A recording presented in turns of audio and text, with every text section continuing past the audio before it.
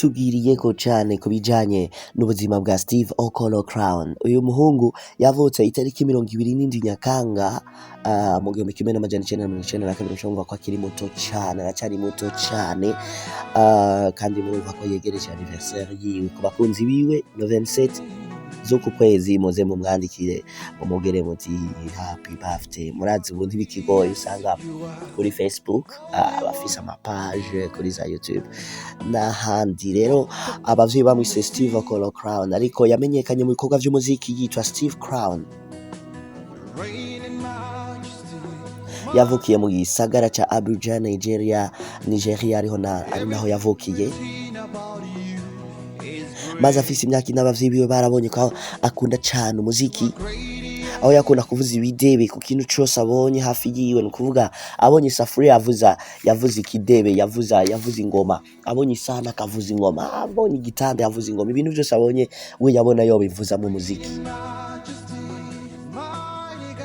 Ivyo vyatumye abavyeyi biwe baca bamujana muri chorale, basengeramo chorale mu ishengero rya Anglikane rya Saint John muri ico gisagara ca Abuja. Afise imyaka 8 baca bamujana. Mu nyuma yaje kuja muri club y'abana yamenyekanye cane muri ico gihugu ca Nigeria, club yitwa Deacon Kids Band. Aho niho yaciye aja akiri muto kugira ngo abandanye atera imbere mu ngabire yari afise akiri muto. Mu buzima bwa Steve Crown wasanga kenshi akunda ibintu bijanye n'ubucamanza, ari navyo vyatumye aza kwiga faculty ya droit kuri universite yi Abuja. Ariko kandi yarize ibijanye na management, yongera yiga n'ibijanye na technology kuri Polytechnique Federale muri leta ya Zamfara.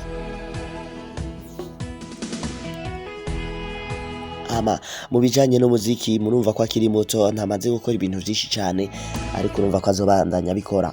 Mu bijanye n'umuziki, indirimbo yatumye amenyekana cane ku rwego rw'igihugu, ariko kandi yongera amenyekana ku rwego rwa Nigeria. Murumva ko n'uno munsi tumuzi ku rwego rwa Afrika.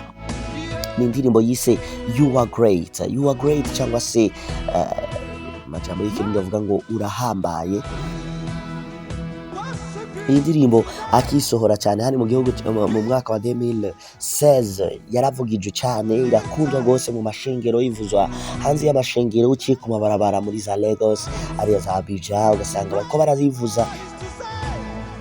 Byaje gutuma amenyekana cyane, mbere aza gutahana n'ubushimwe butandukanye. Uyu mugabo kandi yamenyekanishije n'urubuga rwa Lakelight Entertainment, n'urubuga yakoresheje mu kumenyekanisha ibikorwa vyiwe bitandukanye, vyaba ivy'umuziki, vyaba vya entertainment, cyangwa se ivyo tugenegene, vyaba ivyo ibikorwa vyo kuvuga ubutumwa bwiza. Yakoresheje urubuga rwa Lakelight Entertainment.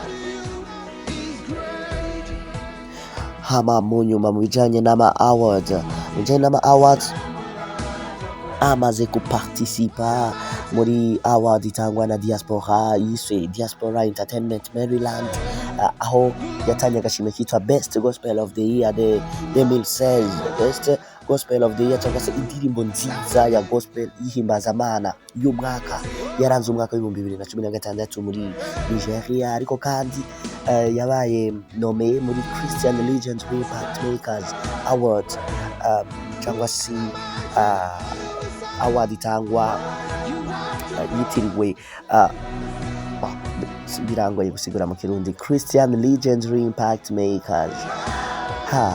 Birangoye kuvuga mu Kirundi. Aho niho yatahanye agashimwe ka Best Album of the Year 2016, album yatahanye agashimwe k'umwaka yitiriwe album y'umwaka 2016. Amaze kandi gutana agashimwe ka Gospel Artist of the Year, cyangwa se umuririmbyi mwiza aririmba indirimbo z'Imana. Amaze guparticipa muri Abagma Awards, amaze kandi guparticipa muri African Entertainment Legendary Awards.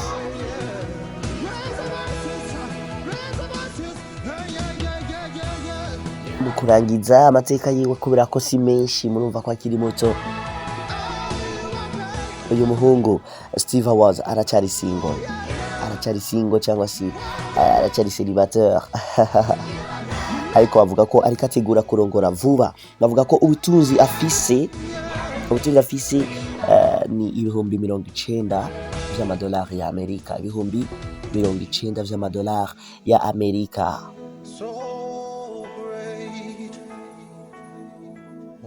Nuko ndangije amateka ya Steve Crown ntasha umuntu yitwa Sisi n'abandi bakunzi ba Steve Crown, nibaza ko mwamwumvise.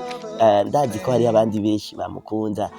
Ego hama nawe wifuza ko tugukorera ikiganiro kuri kuba twitangiye imbere muri iki gikorwa, cyari bunyandikire inbox canke ubwire Jospa, tuzoce tubigukorera vuba cane tudatevye. Ikiganiro cyari le Héros du Gospel, mwari kumwe na MC Regis. Big up, ciao.